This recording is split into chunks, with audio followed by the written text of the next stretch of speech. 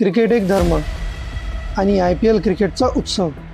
पण 2013 मध्ये या उत्सवावर लागली काळी छाया। यामध्ये होते राजस्थान रॉयल्सचे खेळाडू, बुकीज आणि मोठमोठ्या नावांची साखळी। हे फक्त मॅच नव्हती, तर ही होती फिक्सिंगची फाईन ट्युनिंग। तर आज आपण पाहणार आहोत IPL स्पॉट फिक्सिंग स्कॅमचं संपूर्ण सत्य। या स्कॅमची सुरुवात कशी झाली आणि शंका कशामुळे आली। 2013 मध्ये IPLचे सामने चालू होते।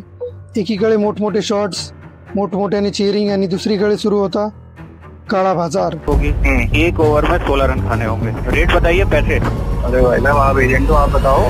10 लाख एक नो बॉल के। पोलीस म्हटलं की त्यांचे खबरी प्रत्येक ठिकाणी असतात। याच प्रकारे दिल्ली पोलिसांनाही एक टिप मिळाली की काही खेळाडू स्पॉट फिक्सिंग करत आहेत। त्यामुळे दिल्ली पोलीस सर्व सामन्यांवर बारकाईने लक्ष ठेवून होती। दिल्ली पोलिसांचं अगदी बारकाईने आपलं इन्व्हेस्टिगेशन चालू होतं। तेव्हा IPL मध्ये होत असलेला काळा बाजार दिल्ली पोलिसांच्या समोर आला।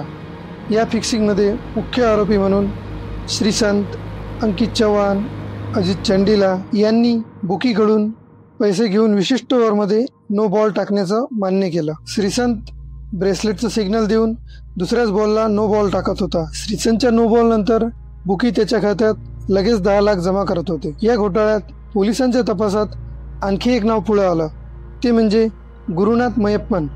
गुरुनाथ मयप्पन हे चेन्नई सुपर किंग टीमच्या मॅनेजमेंटशी संबंधित होते। त्यांच्यावर आरोप होते की तो बुकी विंदू दारासिंग मार्फत सट्टेबाजी करत होता। पुढे दिल्ली पोलिसांनी श्रीसंत, अंकित चव्हाण, अजित चंडीला आणि गुरुनाथ मयप्पन या सर्वांना अटक केली। त्यामुळे पोलिसांना आपल्या कस्टडीमध्ये कोणती ओव्हर, कोणता नो बॉल, कोणता सिग्नल दिला जायचा याबाबत सर्व माहिती मिळाली। हे फक्त स्पॉट फिक्सिंग नव्हतं, ती होती क्रिकेटची विक्री। या कारवाईमुळे श्रीसंतवर आजन्म बंदी घालण्यात आली।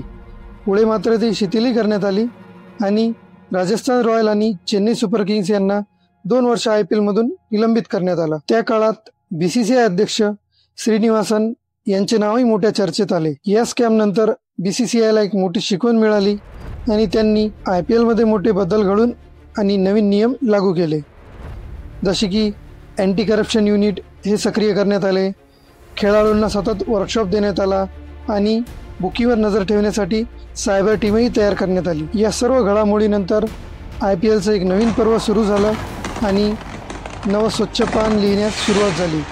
पण आजही एक प्रश्न आहे, पैशासमोर कोणता खेळाडू वाकेल? आणि याचं उत्तर वेळच देईल। तुमचं क्रिकेटवरचं प्रेम कायम आहे ना?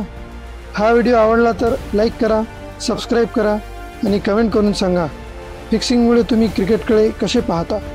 धन्यवाद।